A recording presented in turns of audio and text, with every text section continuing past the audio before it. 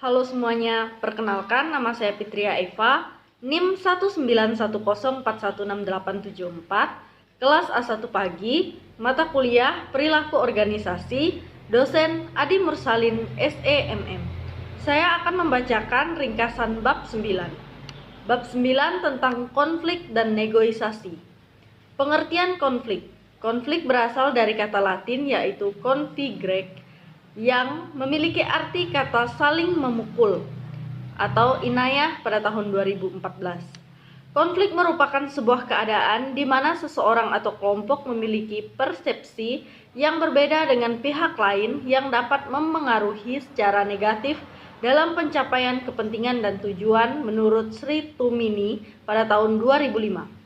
Konflik juga dijelaskan sebagai pertentangan atau ketidaksesuaian antara dua atau lebih anggota atau kelompok disebabkan karena kedua belah pihak harus membagi sumber daya atau karena adanya perbedaan status, nilai, persepsi, kepentingan, kebutuhan, dan tujuan menurut Wibowo dan Mubarok pada tahun 2016. Jenis konflik di mana terdiri dari A. Hubungan tugas yaitu penekanan konflik yang terdiri atas isi dan sasaran pekerjaan. B. Konflik hubungan yaitu konflik yang terjadi berdasarkan pada hubungan interpersonal. Dan C. Konflik proses yaitu konflik yang terjadi atas cara dalam melakukan pekerjaan. Konflik fungsional dan disfungsional. Konflik secara langsung maupun tidak langsung memberikan dampak pada organisasi. Konflik terbagi atas dua berdasarkan manfaatnya, yaitu konflik fungsional dan disfungsional. Konflik yang bersifat fungsional mengakibatkan hal positif dan bermanfaat. Konflik yang tidak fungsional atau disfungsional mengakibatkan hal negatif atau merugikan. Dampak konflik fungsional dan disfungsional dijelaskan sebagai berikut. Menurut Suparta dan Sintasih pada tahun 2017, 1. Fungsional konflik. Fungsional merupakan konflik yang bertujuan untuk mencapai tujuan organisasi atau kelompok. Konflik dapat menjadi sebuah penggerak untuk peningkatan kinerja organisasi. Beberapa hal fungsional dari konflik yaitu A. Menggerakkan dan merangsang kreativitas. B. Mendorong terjadinya inovasi. C. Mendorong pencarian solusi. D. Meningkatkan minat dan keingintahuan. E. Mendorong adanya evaluasi diri dan meningkatkan perubahan ke arah yang lebih baik. F. Meningkatkan prestasi. Contoh adanya dua departemen dalam sebuah perusahaan yang memperdebatkan cara yang efektif dalam peningkatan penjualan. 2. Disfungsional. Konflik yang menghalangi organisasi atau kelompok untuk mencapai tujuannya. Disfungsional menjadi penghambat kinerja kelompok secara spesifik sehingga menurunkan efektivitas organisasi. Konflik yang menguntungkan dapat berubah menjadi konflik yang berbahaya. Hasil disfungsional konflik seperti A. Memunculkan ketidakpuasan. B. Menghambat komunikasi. C. Mengurangi kekompakan kelompok. D. Adanya organisasi, tujuan kelompok yang dominan sehingga mengancam keberlangsungan organisasi. E. Menimbulkan sikap putus asa. F. Saling menjatuhkan. Menciptakan konflik fungsional dilakukan agar merangsang kreativitas individu maupun kelompok sehingga perlunya penghargaan terhadap perbedaan dan menghindari adanya hukuman penghindaran konflik. Sebagai contoh, memberikan penghargaan kepada orang yang berbeda pendapat dan menghukum orang yang selalu menghindari konflik. Proses konflik. Untuk memahami konflik, maka dapat dijelaskan dari proses konflik yang terdiri dari 5 tahapan, yaitu tahapan 1, potensial atau opposition or incompatibility atau potensial pertentangan atau ketidakcocokan. Tahap kedua, cognition and personalization atau kondisi dan personalisasi. Tahap ketiga, intent atau maksud. Tahap keempat, behavior atau perilaku, dan tahap kelima, outcomes atau hasil. 1. Potensial pertentangan atau ketidakcocokan. Tahap pertama adalah proses konflik adalah adanya kondisi yang menciptakan munculnya konflik meskipun kondisi tersebut tidak mengarahkan langsung ke konflik atau memunculkan peluang terjadinya konflik. Yang kedua, kognisi dan personalisasi. Jika tahap pertama muncul kondisi yang bersifat negatif, maka pada tahap kedua akan didefinisikan sesuai persepsi pihak yang sedang berkonflik. Tahap ini yaitu tahap di mana isu-isu konflik didefinisikan dan dicari jalan keluarnya, sehingga konflik terselesaikan. Dalam tahap ini, konflik yang dipersiapkan yaitu A. Kesadaran satu pihak atau lebih atas adanya konflik sehingga munculnya peluang terjadinya konflik. Dan B. Konflik yang dirasakan yaitu keterlibatan secara emosional sehingga menciptakan kondisi cemas, tegang, dan frustasi. Contoh perasaan negatif sehingga mengurangi kerja sama tim, menurunkan tingkat kepercayaan, dan menurunkan kinerja. Yang ketiga, maksud. Tahapan di mana memulai memberikan tindakan atas konflik. Konflik dapat menjadi bertambah parah dikarenakan adanya kesalahan maksud dari pihak lain. Yang keempat, behavior atau perilaku. Tahapan keempat yaitu pernyataan, aksi, dan reaksi yang dibuat masing-masing pihak yang terlibat dalam konflik seperti membuat pertanyaan, tindakan, dan reaksi balik. Dalam menyelesaikan konflik diperlukan teknik-teknik untuk menyelesaikan konflik yang disebut dalam manajemen konflik. Para manajer dalam mengendalikan konflik menggunakan manajemen konflik sehingga mampu menyelesaikan persoalan. Manajemen konflik merupakan penggunaan teknik resolusi dan stimulasi untuk memperoleh level konflik yang diinginkan. Yang kelima, hasil. Tahapan kelima adalah konsekuensi yang dihasilkan dari konflik. Hasil dapat bersifat fungsional maupun disfungsional. Hasil konflik bersifat fungsional artinya bahwa hasil dari konflik yang berakibat perbaikan kinerja individu, kelompok, maupun orang lain. Konflik disfungsional artinya hasil konflik